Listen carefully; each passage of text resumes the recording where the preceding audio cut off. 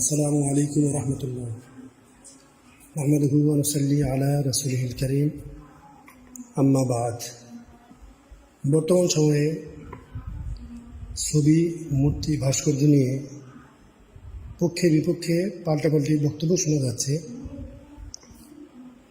কেউ ছবি, মূর্তি, ভাস্কর্য হালাল বানানোর জন্যে মন গড়া দলিল দেওয়ার চেষ্টা করছে, আবার এক পক্ষ সেটা খণ্ডন করার জন্য দলিল উপস্থাপন করছে। যারা খণ্ডন করার জন্য দলিল উপস্থাপন করছে তাদের পূর্বসূরি এবং তারা নিজেরাও হারাম ছবি, ভিডিও এর মধ্যে মশগুল আছে, যে কারণে তাদের কথার কোনো ক্রিয়া হচ্ছে না সমাজে। আজ থেকে প্রায় 28 বছর আগে 1992 সালের এপ্রিল মাসে ঢাকা রাজারবাগ শরীফ থেকে প্রকাশিত মাসিক আল বায়ানাত শরীফের পঞ্চম, ষষ্ঠ ও সপ্তম 3টি সংখ্যায় 353টি দলিল দ্বারা প্রাণীর ছবি, মূর্তি, ভাস্কর্য ইসলামী শরীয়ত ওনার দৃষ্টিতে হারাম বলে ফতোয়া প্রকাশ হয়েছিল। তখন কিন্তু যারা বর্তমানে ছবি, মূর্তি, ভাস্কর্যের বিপক্ষে বলছে, তারা রাজারবাগ শরীফ থেকে প্রকাশিত উক্ত ফতোয়া না মেনে দুনিয়াবী স্বার্থ হাসিলের জন্য রাজারবাগ শরীফ ওনার বিরোধিতা করেছিল। যদি তারা তখন রাজারবাগ শরীফ থেকে প্রকাশিত ফতোয়া মেনে নিত এবং নিজেরাও ছবি তোলা ও ভিডিও করা থেকে বিরত থাকত, তাহলে আজকে এই ফিতনার সূত্রপাতই হতো না। জামানার যিনি মুজাদ্দিদ হন, ওনার তাজদিদ না মেনে কখনো দ্বীন ইসলাম ওনার উপর থাকা যায় না। এটার স্পষ্ট প্রমাণ ঢাকা রাজারবাগ শরীফ থেকে প্রকাশিত ফতোয়া না মেনে কালক্ষেপণ করা। তাছাড়া রাজারবাগ শরীফ থেকে পুনরায় মাসিক আল বায়ানাত শরীফে ছবি তোলা, আঁকা, রাখা, ভাস্কর্য, মূর্তি তৈরি এ বিষয়ে 168 থেকে 237তম সংখ্যা পর্যন্ত মোট 70টি সংখ্যায় প্রায় 700 পৃষ্ঠাব্যাপী পবিত্র কোরআন শরীফ, ওনার আয়াত শরীফ, ওনার অসংখ্য তাফসীর শরীফ এবং প্রায় 30খানারও অধিক হাদিস শরীফ, ওনার কিতাব এবং সংশ্লিষ্ট অসংখ্য সরা বা ব্যাখ্যা গ্রন্থ এবং অনুসরণীয় ইমাম, মুজতাহিদ ও উলামায়ে কেরাম ওনাদের ফতোয়া থেকে 1160টি দলিল পেশ করা হয়েছে, যাতে কারো পক্ষে এ বিষয়ে কোনোরূপ সংশয়, সন্দেহ না থাকে। অথচ উক্ত দলিলসমূহ সম্পূর্ণরূপে পাশ কাটিয়ে দুনিয়াবী স্বার্থ ও খ্যাতি হাসিলের মোহে পড়ে নিজেরাও আজ লাঞ্ছিত এবং মানুষকে করেছে বিভ্রান্ত। সর্বোপরি আজ তারা ইচ্ছায় অনিচ্ছায় মুজাদ্দিদ আজম রাজারবাগ শরীফ ওনার মহাসম্মানিত হযরত মুর্শিদ কিবলা আলাইহিস সালাম ওনার ফতোয়া মেনে নিয়ে ছবি, মূর্তি, ভাস্কর্যের পক্ষের লোকদের বিরোধিতা করছে, যেটা প্রশংসার দাবি রাখে। আমরা আশা করব তারা সর্বপ্রকার ছবি তোলা ও ভিডিও করা থেকে বিরত হয়ে পরিপূর্ণ শরীয়তের আমল করবে এবং সাধারণ জনগণকে সেলফি তোলা, ছবি তোলা, ভিডিও করা, মূর্তি, ভাস্কর্য বানানোর ভয়ানক পরিণতির জন্য সতর্ক করবে। প্রাণীর ছবি, মূর্তি, ভাস্কর্য সম্পর্কে সংক্ষিপ্ত পর্যালোচনা। বাংলা একাডেমি থেকে প্রকাশিত সংক্ষিপ্ত বাংলা অভিধান এর 473 পৃষ্ঠায় মূর্তি শব্দের শাব্দিক অর্থ লেখা হয়েছে দেহ, আকৃতি, রূপ, প্রতিমা। ভাস্কর্য শব্দের আবেদনিক অর্থ বাংলা একাডেমি থেকে প্রকাশিত সংক্ষিপ্ত বাংলা অভিধান এর 437 পৃষ্ঠায় ভাস্কর্য শব্দের শাব্দিক অর্থ লেখা হয়েছে প্রস্তরাদি খোদাই করে বা তা দিয়ে মূর্তি নির্মাণের কাজ। প্রতিমা শব্দের আবেদনিক পরিচয় বাংলা একাডেমি থেকে প্রকাশিত সংক্ষিপ্ত বাংলা অভিধানের 364 পৃষ্ঠায় প্রতিমা শব্দের শাব্দিক অর্থ লেখা হয়েছে প্রতিকৃতি, প্রতিমূর্তি, হাতে তৈরি মাটির কল্পিত মূর্তি, দেবমূর্তি, দেব বিগ্রহ। উক্ত মূর্তি, ভাস্কর্য ও প্রতিমা শব্দের প্রতিশব্দ হিসেবে পবিত্র কোরআন শরীফ ও পবিত্র হাদিস শরীফ ওনার মধ্যে যে শব্দসমূহ ব্যবহৃত হয়েছে সেগুলো হচ্ছে তাসবির, আসনাম, তামাসিল, আওসান, আনসার। এই শব্দগুলির বিস্তারিত ব্যাখ্যা হচ্ছে আসনাম শব্দের অর্থ হচ্ছে মূর্তি, প্রতিমা, প্রতিমূর্তি, দুর্গন্ধ, অপবিত্র। তামাসিল শব্দ তেমসাল শব্দের বহুবচন, এর অর্থ হচ্ছে মূর্তি, প্রতিমা, ভাস্কর্য, প্রতিমূর্তি, প্রতিচ্ছবি, আকৃতি, নকশা, অঙ্কিত চিত্র। আর আসান শব্দটি ওয়াসানন শব্দের বহুবচন, এর অর্থ হচ্ছে মূর্তি, প্রতিমা, প্রতিমূর্তি, পুতুল।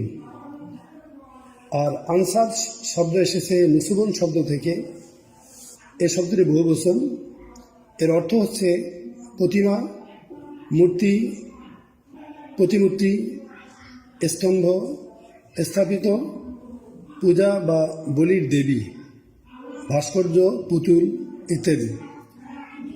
আর তসবির শব্দটি ছবি, মূর্তি, ভাস্কর্য অর্থে ব্যবহৃত হয়। মূল শব্দ হিসেবে সুরাতন শব্দটি ব্যবহার করা হয়। তসবির শব্দটি এক বচন, বহুবচন, সুয়ারন, সেওয়ারন, সুরন তিনটি শব্দ ব্যবহৃত হয়। আর যিনি সুরত বা আকৃতি দান করেন ওনাকে মুসাউইর বলা হয়। আরবি অভিধান কেতাব সমূহ। উপরোক্ত বর্ণনা দ্বারা স্পষ্ট প্রতীয়মান হয় যে মূর্তি, প্রতিমা, ছবি একই বিষয়। এ দুটিকে পূজা ও সম্মান প্রদর্শনের জন্য তৈরি করা হয়। আর ভাস্কর্য তৈরির ক্ষেত্রে সাধারণত তিনটি অবস্থার সৃষ্টি হয়।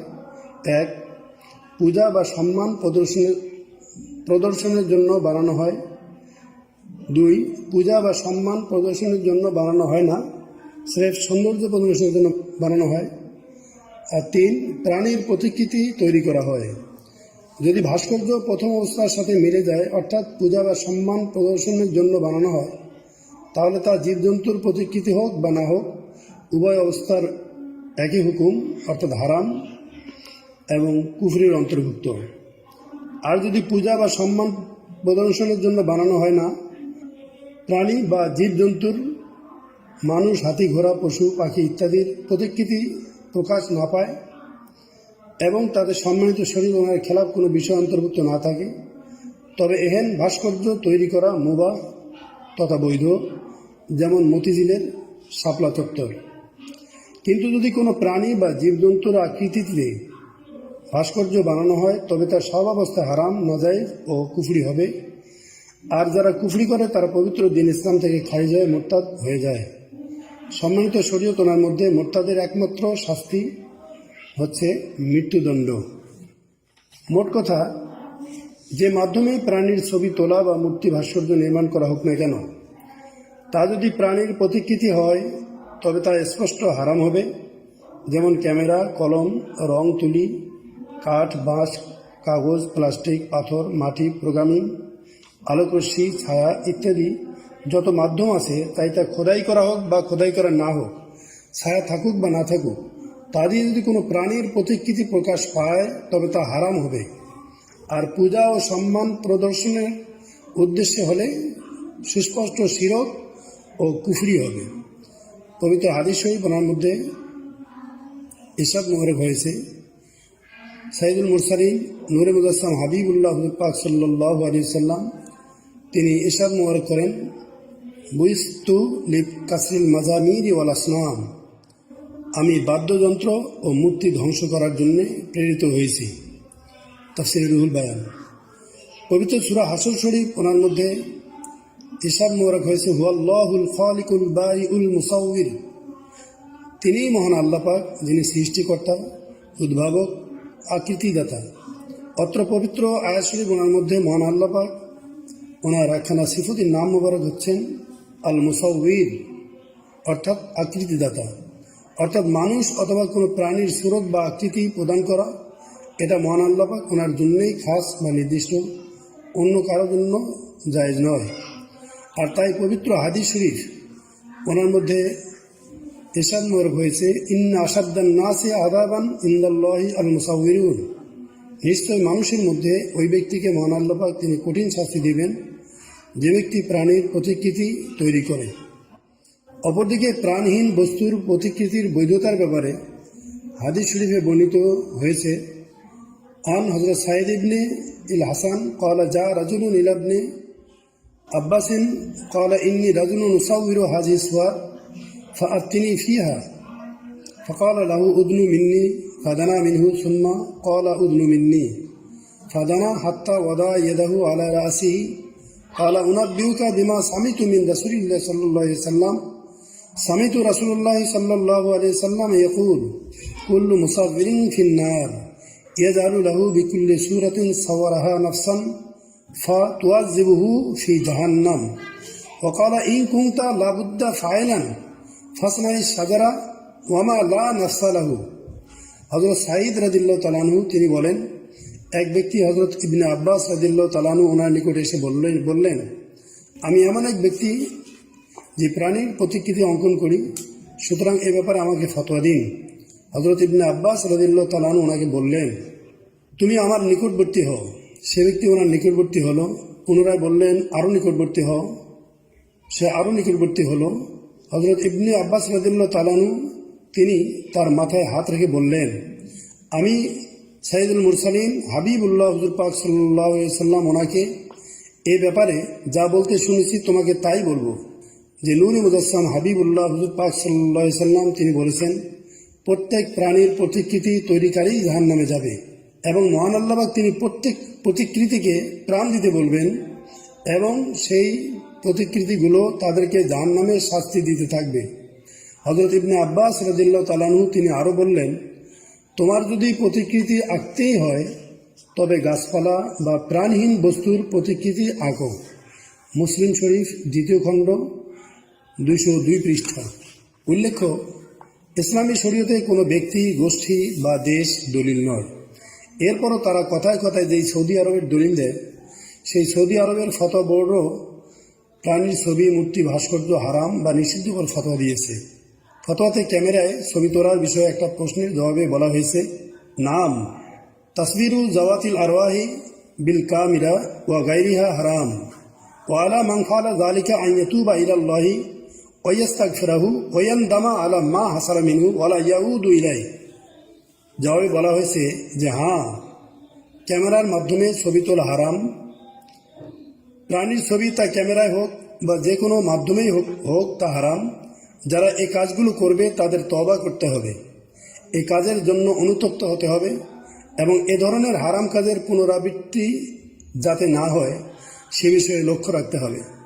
ফতোয়া আল লাজনাতু দায়মা লিবহুসিল ইলমিয়া ওয়াল ইফতা 1ম খণ্ড 461 পৃষ্ঠা, ফতোয়া নাম 3592। সুতরাং ক্যামেরা ব্যবহার করে নিজের সেলফি তোলা বা কোনো প্রাণীর ছবি মূর্তি ভাস্কর্য ও প্রাণীর প্রতিকৃতি তৈরি করা হারাম। তাছাড়া প্রাণীর মূর্তি প্রতিকৃতি ভাস্কর্য হারাম হওয়ার বিষয়ে উম্মতের ইজমাও প্রতিষ্ঠিত হয়েছে।